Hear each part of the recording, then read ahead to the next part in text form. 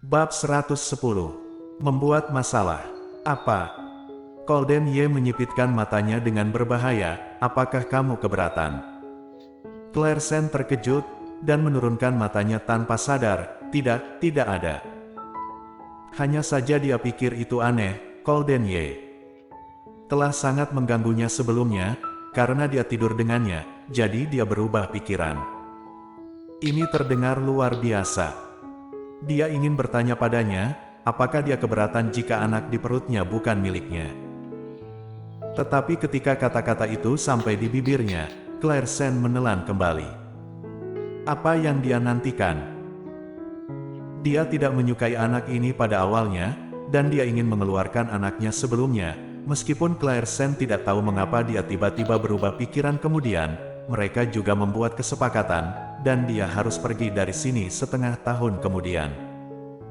Kembali ke kamar, Claire Sen terdiam. Golden Ye mengembalikan 2 ponselnya. Wanita itu memberikannya padamu.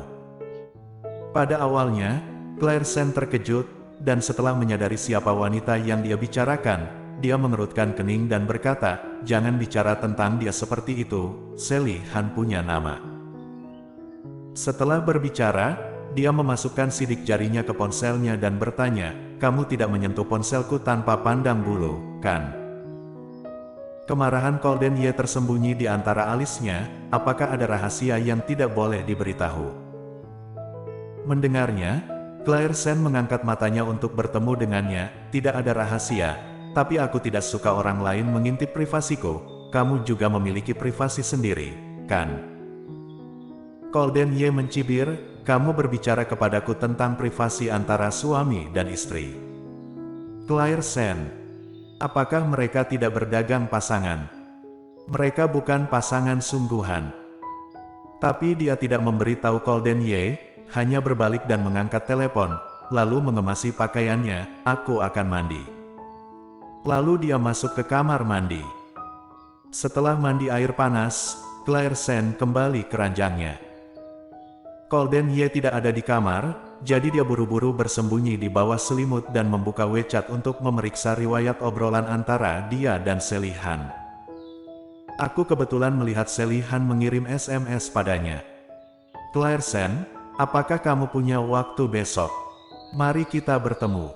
Melihat pesan ini, Claire Sen merasa jantungnya berdetak sedikit lebih cepat. "Apa yang terjadi? Kamu akhirnya menjawabku. Aku pikir kamu mengabaikanku." Sally Han, "Tidak, aku hanya ingin mengatakan sesuatu kepadamu." "Oke, sepulang kerja besok." Setelah keduanya setuju, Claire Sen dengan cepat menghapus semua catatan obrolan sebelumnya. Melihat ruang obrolan yang kosong, Claire Sen akhirnya melepaskan hatinya. Singkirkan telepon, Claire Sen memakai selimut dan bersiap untuk pergi tidur. Mungkin tadi malam terlalu lelah, jadi Claire Sen dengan cepat tertidur. Di tengah malam, Claire Sen merasakan sentuhan lembut di bibirnya, tapi dengan cepat menghilang. Dia berguling dan terus tidur. Keesokan harinya, ketika Claire Sen bangun, Golden Ye sudah keluar dari kamar mandi. Dia biasanya bangun lebih awal dari Golden Ye, tapi hari ini dia sebenarnya. Memikirkan hal ini, Claire Sen dengan cepat bangkit dan pergi ke kamar mandi untuk mencuci. Suara dingin Golden Ye datang dari luar. "Cepatlah." Claire Sen berhenti dan mengangguk tanpa sadar.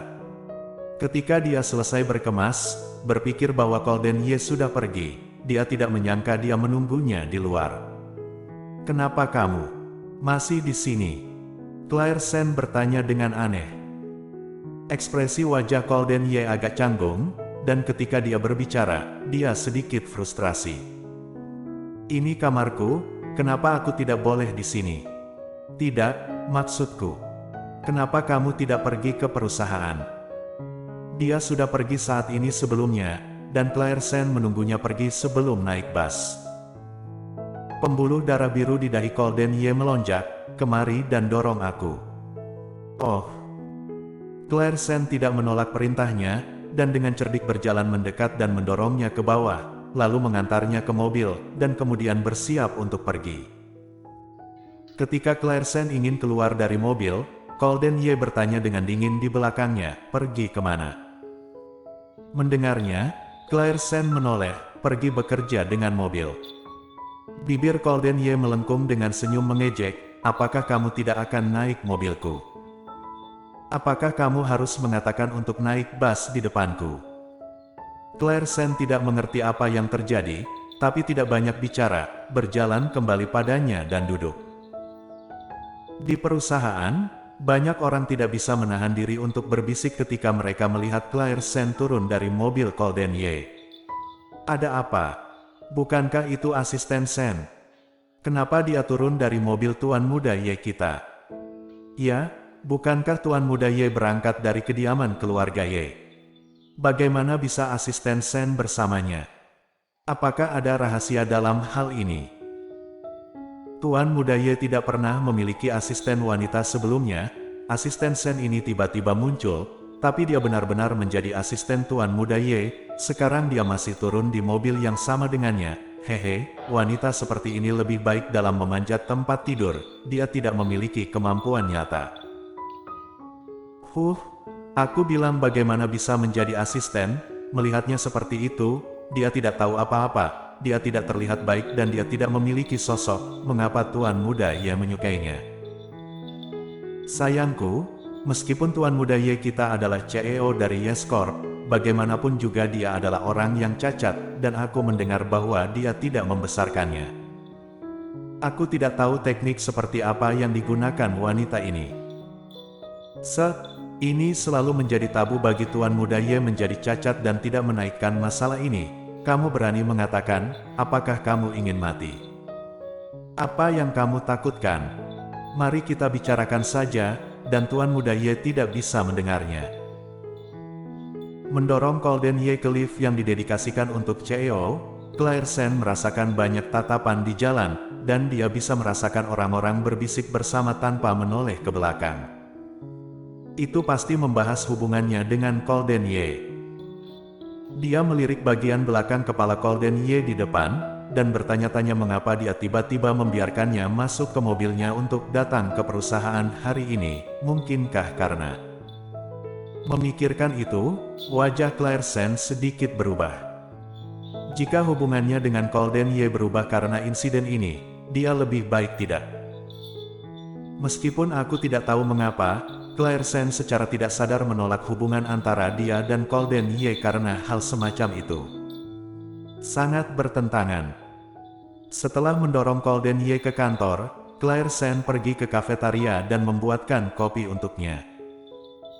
Ketika Claire Sen masuk dan membawakannya kopi, dia memperhatikan tatapan Golden Ye dan menghindarinya. "Jika tidak apa-apa, aku akan pergi bekerja dulu." Setelah itu, Claire Sen buru-buru kembali ke posnya tanpa menunggu dia menjawab. Golden Ye melihat sosoknya, sepertinya melarikan diri, dan tidak bisa menahan untuk menyipitkan matanya. Dia sepertinya menghindarinya. Mengapa? Claire Sen menghabiskan pagi hari untuk mengenal kelompok jalan, dan kemudian turun ke bawah untuk makan ketika waktunya tiba. Dia benar-benar lupa tentang bergabung dengan perusahaan dengan Golden Ye di pagi hari, dan ketika dia menghadapi tatapan aneh di kafetaria itu, dia tiba-tiba sadar kembali. "Oh, bukankah ini asisten Sen?" 2 atau 3 gadis bergabung bersama dan duduk di seberangnya. "Semua orang terhubung di klub malam, mengapa kamu datang ke kafetaria?"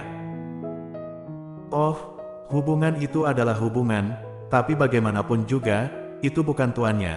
Jika dia tidak makan makanan kantin, apakah dia masih ingin makan malam keluarga?" "Claire Sen, apakah kamu membuat masalah?" Bersambung.